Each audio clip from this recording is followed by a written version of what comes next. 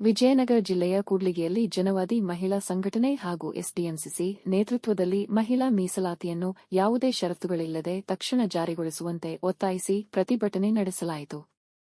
ಮಹಿಳೆಯರಿಗೆ ರಾಜಕೀಯ ಹಾಗೂ ವಿವಿಧ ಕ್ಷೇತ್ರಗಳಲ್ಲಿ ಸಮರ್ಪಕ ಮೀಸಲಾತಿ ಸಿಗುತ್ತಿಲ್ಲ, ಎಲ್ಲಾ ಹಂತಗಳಲ್ಲೂ ಮಹಿಳೆಯರನ್ನು ಕಡೆಗಣಿಸಲಾಗುತ್ತಿದೆ ಎಂದು ಪ್ರತಿಭಟನಾಕಾರರು ಆಕ್ರೋಶ ವ್ಯಕ್ತಪಡಿಸಿದರು.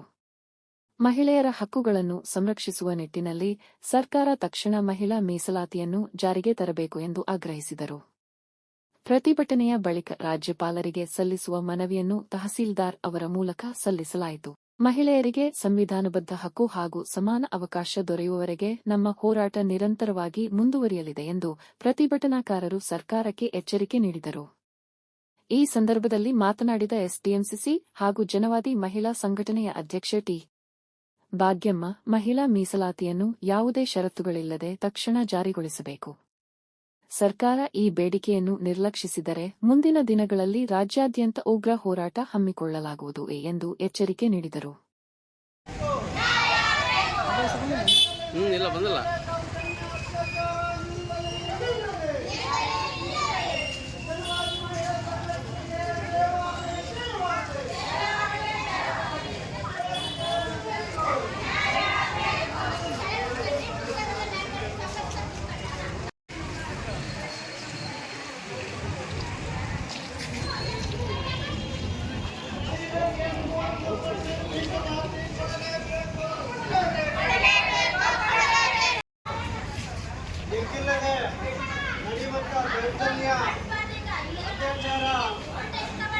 ಬಹಳ ಆಗ್ತಾ ಇದೆ ದೇಶದಲ್ಲಿ ಮತ್ತು ರಾಜ್ಯದಲ್ಲಿ.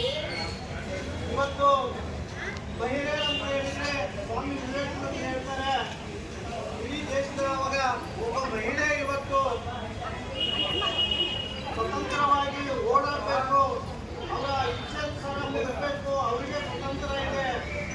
ಹೆಣ್ಣಿನ ಕೈಯಲ್ಲಿ ಏನು ದೌರ್ಜನ್ಯಗಳ ಅತ್ಯಾಚಾರಗಳು ನಡೆಸಿ ಹೆಣ್ಣಿನ ಗರ್ಭವನ್ನು ತೋರೋದಲ್ಲ, ಅಯಮಗೂ ಒಂದು ಜೀವ, ಮಹಿಳೆ ಒಂದು ಜೀವ, ಅವರ ಹಕ್ಕನ್ನು ಚಲಾಯಿಸ್ತಕ್ಕಂಥದ್ದು ಅವರಿಗಿದೆ ಎನ್ನುವಂಥದ್ದನ್ನ ಇವತ್ತು ಕಾನೂನು ಹೇಳ್ತಾರೆ.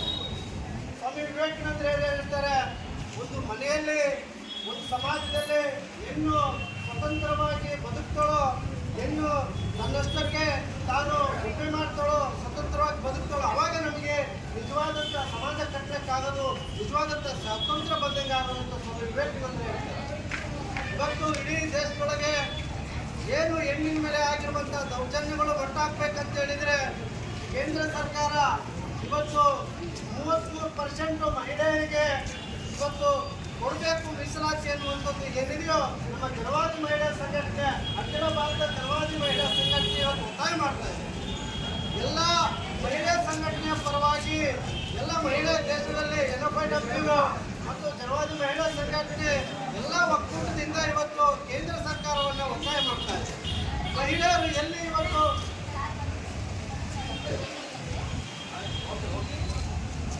ಹಾಗಾಗಿ ನಮಗೆ ತ್ವರಿತವಾಗಿ ಇವತ್ತು ಮಹಿಳಾ ಮೀಸಲಾತಿಯನ್ನು ಜಾರಿಗೊಳಿಸಬೇಕು ಮತ್ತು ಏನು ಈ ಮಹಿಳೆಯರಿಗೆ ಆಗಿರುವಂಥ ಅನ್ಯಾಯ ಏನು ರಾಜಕೀಯವಾಗಿ, ಶೈಕ್ಷಣಿಕವಾಗಿ, ಸಾಮಾಜಿಕವಾಗಿ ಇವತ್ತು ಹಿಂದುಳಿದಿದ್ದಳು ಒಬ್ಬ ಹೆಣ್ಣು ಏನು ಮನೆಯಲ್ಲಿ ದಾಸ್ಯರಾಗಿ ಇವತ್ತು ಬದುಕ್ತಾ ಇದ್ದಾಳು, ಗಂಡು ಸೇರ್ತಾರ, ಅದನ್ನ ಮುಕ್ತಿ ಆಗಬೇಕು. ಇವತ್ತು ಪುರುಷರ ಏನು ಸರಿಸಮಾನವಾಗಿ ಕಚೇರಿಗಳಲ್ಲಿ ಮತ್ತು ದೊಡ್ಡ ದೊಡ್ಡ ನೌಕರಿಗಳಲ್ಲಿ ಇವತ್ತು ರಾಜಕೀಯವಾಗಿ ಬೆಳೀತಾ ಇದ್ದಾಳೋ ಎನ್ನುವಂಥದ್ದನ್ನು ನಾವು ಅರ್ಥ ಮಾಡ್ಕೊಳ್ಬೇಕು. ಅಯ್ಯಮ್ಮೂ ಕೂಡ ಇವತ್ತು ಮಹಿಳೆಯರಿಗೆ ಇವತ್ತು ಪ್ರಾಧಾನ್ಯ ಕೊಟ್ಟರೆ ಈ ದೇಶದಲ್ಲಿ ಸುಧಾರಣೆ ತರೋದಕ್ಕೆ ಯಾವುದೇ ಸಂಶಯವಿಲ್ಲ, ಒಂದು ಮನೆ ನಡೆಸೋದಕ್ಕೆ ಸಂಶಯವಿಲ್ಲ. ಇವತ್ತು ಹೆಣ್ಣು ಸಾಧನೆ ಮಾಡಿದೆ ಅಂತ ಹೇಳಿದರೆ ಅದು ಗಂಡಿಗೆ ಒಂದು ಬಲ ಎನ್ನುವಂಥದ್ದನ್ನು ನಾವು ಅರ್ಥ ಮಾಡ್ಕೊಳ್ಬೇಕು. ಹಾಗಾಗಿ ಇಡೀ ಕೇಂದ್ರ ಸರ್ಕಾರ ಮತ್ತು ರಾಜ್ಯ ಸರ್ಕಾರಗಳು ಮಹಿಳೆಯರ ಮೀಸಲಾತಿಯನ್ನು 33% ಏರಿಸಬೇಕು, ಅವರು ಕೂಡ ರಾಜಕೀಯ ಮಾಡಬೇಕು.